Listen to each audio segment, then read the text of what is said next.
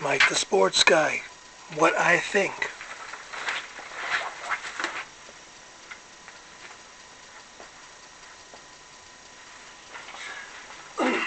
Hey, welcome to a very special edition of Mike the Sports Guy.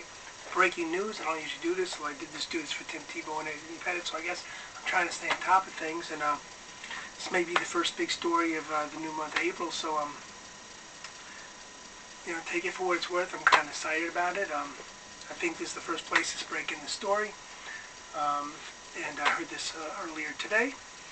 But the New York Yankees and the Boston Red Sox are both leaving the AL East next year. Now for 2012 or 2013, the Red Sox are going to be going to the AL West, and the Yankees are going to be going to AL East. Or am I doing that backwards? Okay, the Red Sox are going to be going to AL West, and the Yankees are going to the Central. I think I said East because I got a little confused like the Scarecrow and Wizard of Oz. Red Sox to the West, Yankees to the Central. I got to do this like I'm the weatherman in front of the map. And they're basically going to concede the smaller division, AL East, to the Tampa Bay Rays because, if you don't know, they changed the playoff system, and now, if you don't, they're adding 2 more wild cards, one in each division, one in each league, I should say, American League and National League, and a lot of people think this may signal the end of the leagues at some point in the next X number of years, but I hope not. But anyway, they are going to have a realignment. The Houston Astros, the new owner bought the Astros. I don't know if you heard, but they're making the Astros an American League team. Sure, the Texas Rangers are probably thrilled, but now you can have 15 teams in the American League and 15 teams in the National League, which means you can have interleague play, at least one interleague play game every day, because there's an odd number of teams in both leagues.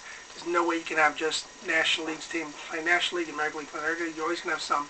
And the main thing, though, I digress, is with the wild cards, I want an extra one in each league.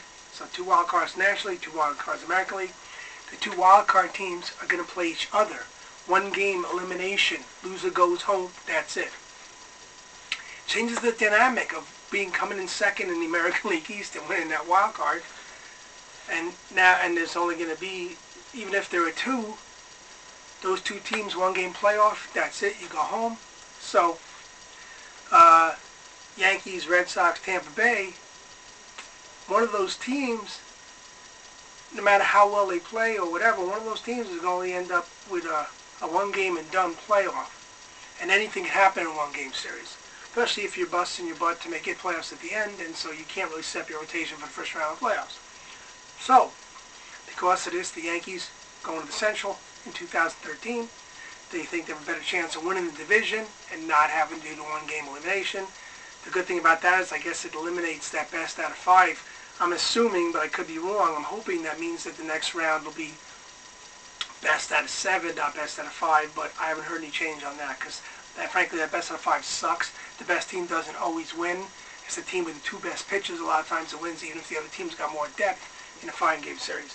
So Yankees going to the Central, Red Sox going to the West, figuring they usually play the Angels pretty well, though the Angels had their number last year, but the Red Sox fell apart last year. So Red Sox main competition for the Angels, or the Mariners could be better. Mariners did a lot of dealing, so, and with Jesus Montero and all that, so they still got King Felix. But Red Sox think their best shot long term is the relatively weak AL West, where you usually only have 1, maybe 2 good teams, and you don't have to worry about the rest.